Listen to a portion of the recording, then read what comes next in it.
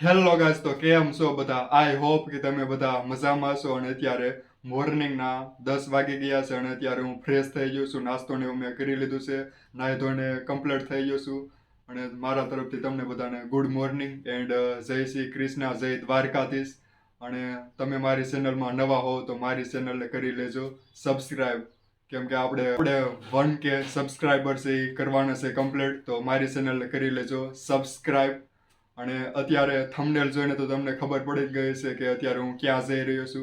તો અત્યારે 11 વાગ્યાની બસ છે અને હું જઈ રહ્યો છું ક્રિષ્નાને મળવા. તો કોણ છે આ ક્રિષ્ના? ક્રિષ્ના કોઈ છોકરી કે છોકરો નથી.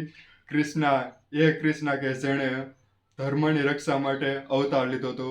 એ ક્રિષ્ના કે જેણે હતા માત્ર ભારત જ નહીં, આખા બ્રહ્માંડના જેને રાજા કહેવાય, કિંગડમ ઓફ ક્રિષ્ના, દ્વારકાધીશ જેને આપણે કહેતા હોય.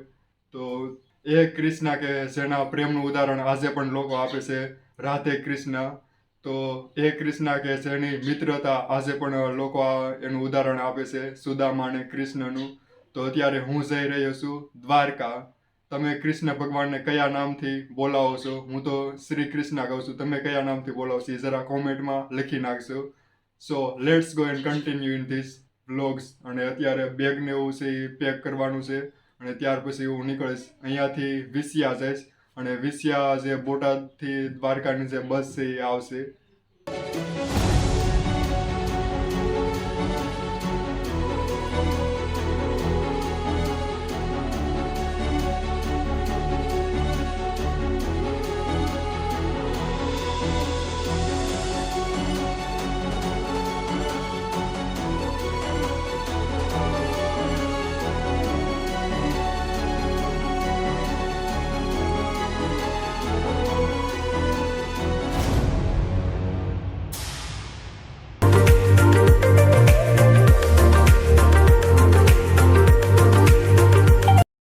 Six and a half hours later.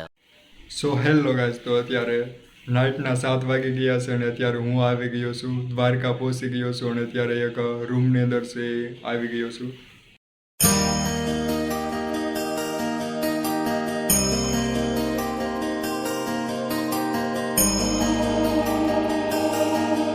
તો અત્યારે હું જઈ રહ્યો છું ફ્રેશ થવા માટે અને ફ્રેશ થઈને અમે લોકો જઈશું જમવા માટે. So let's go and continue in this vlogs.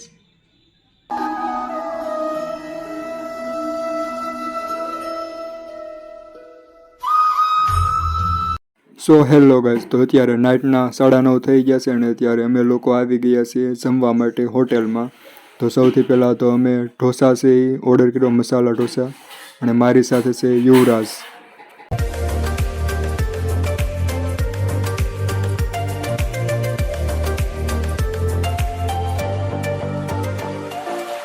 The next day. Hello guys, તો અત્યારે મોર્નિંગના 9 વાગી ગયા છે અને ત્યારે અમે લોકો આવી ગયા છે દર્શન કરવા માટે. બળગા છે અહીંયા તો કેટલી બધી ટ્રાફિક છે, તો લાઇનમાં ઊભું રહેવું પડશે અને વેઇટ કરવો પડશે.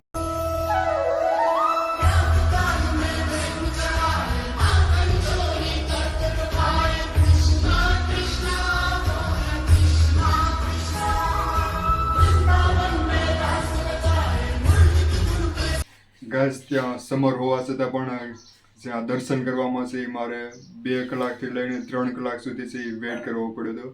એટલું બધું ત્યાં લાઇનમાં ઊભું રહેવું પડ્યું અને ત્યાં જે ટ્રાફિક હતી કેટલી બધી ટ્રાફિકને લોકોને ગળદીને એવું છે એ કરતા હતા. અને ત્યાર પછી ત્યાં છે અંદર દર્શન કરવા માટે એન્ટ્રી મળે અને વારો આવ્યો. અને ત્યાં જે મોબાઈલ છે, પાકીટ છે કે એવું કાંઈ પણ અંદર મંદિરની અંદર છે એ લઈ જવા દેતા નથી, પરમિશન નથી આપતા, એલો નથી. ત્યાં એન્ટ્રી ગેટની અંદર ચેક ને એવું છે એ કરે છે. અને પ્રોપર જે કપડાં અને એવું છે એ પહેરીને તમે અંદર એન્ટર થઈ શકો છો. જે શોર્ટ અને એવા જે કપડાં હોય એ પહેરીને તમને મંદિરની અંદર છે એન્ટર થવા નહીં દે. આ ઉપરાંત ત્યાં અંદર કેમેરો, મોબાઈલ કે એવું એલો નથી. તો એના ત્યાં ફોટોશૂટ ને વિડીયોગ્રાફી ને એવું પણ કરવા પર મનાય છે. ત્યાં છે નહીં કરવા દે ફોટોશૂટ ને એવું. સો ગાઈઝ, અહીંયા સામે બતાવી છે સુદામા સેતુ, જે ગોમતી નદી છે એનાથી બીજી સાઈડ જવા માટે છે. સો ગાઈઝ, આ છે ગોમતી. ગાઈઝ, આ છે ગોમતી ઘાટ.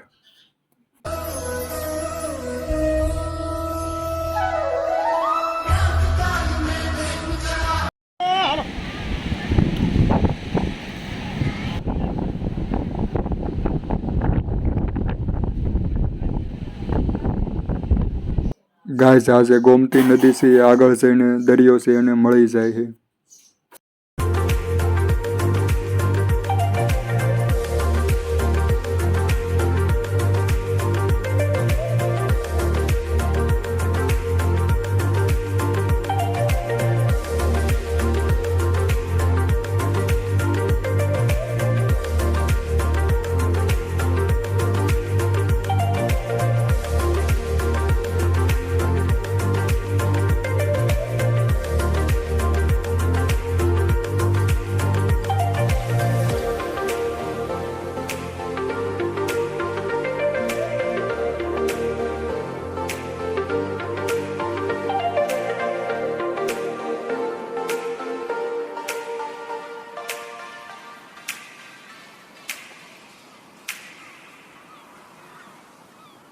સો ગાઈઝ અત્યારે નાઇટના 9 વાગી ગયા છે અને અત્યારે હું આવી ગયો છું રાજકોટ હોટેલની અંદર.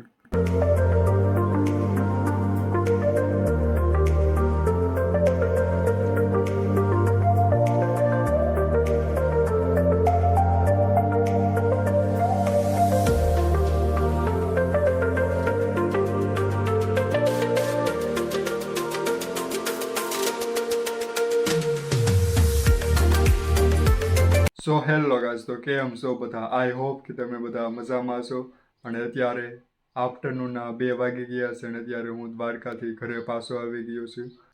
ત્યાં રહેવાની વાત કરીએ તો 150 રૂપિયાથી 500 રૂપિયામાં છે ધર્મશાળા ને એવું બધા છે, અલગ અલગ છે આ જાતિના લોકો એમની છે, જ્યાં તમને ફ્રીમાં અથવા તો 150 થી 500 રૂપિયામાં રૂમ છે એ મળી જતો હોય.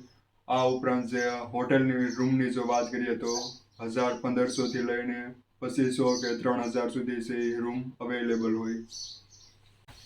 સો ગાઈઝ, દ્વારકા મારા ગામથી છે અહીંયાથી 315 કિલોમીટર અથવા તો 320 કિલોમીટર જેવું અહીંયાથી દૂર હતું. તો અહીંયાથી ત્યાં પહોંચતા જે બસની અંદર 6 કલાક જેવો 6 થી 7 કલાક જેવો ટાઈમ છે એ લાગે.